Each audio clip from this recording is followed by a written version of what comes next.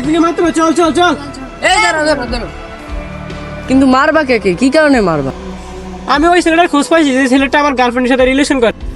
আরে ভাই কোন ছেলে? আরে ওর গার্লফ্রেন্ড সামিয়ার সাথে যে ছেলেটা প্রেম করে তার খোঁজ পাইছি, চলো ওরা আজকে মারমু। এই দাঁড়াও দাঁড়াও দাঁড়াও, ভাই আপনি তাকে মারতে চাইতেছেন যার সাথে আপনার গার্লফ্রেন্ডের রিলেশন আছে? হ্যাঁ তুই ঠিক ধরছিস, চল। না না, আমি দেখতেছি কি হয়েছে। একটা নাম্বার দিয়ে আপনি উড়ান, 01746। এই নাম্বার কার? নাম্বার আমার গার্লফ্রেন্ডের, একবার ফোন দিয়ে দেখেন। আরে কেটে দিছিস তো। ভাই আরেকবার ফোন দিয়ে দেখেন। কিরে ব্লক করে দিল তো। আরে ভাই আপনি ওই ছেলেরে মারতে গেছেন যে ছেলে আপনার গার্লফ্রেন্ডের সাথে প্রেম করে। দোষটা ওই ছেলে না, দোষটা আপনার গার্লফ্রেন্ডের। কারণ ওই আপনার গার্লফ্রেন্ড যদি ওই ছেলেকে রিপ্লাই নাই তো তাহলে কোনদিন ওই ছেলে প্রেম করার সুযোগ পাইত না ভাই, কথাও ঠিক আছে।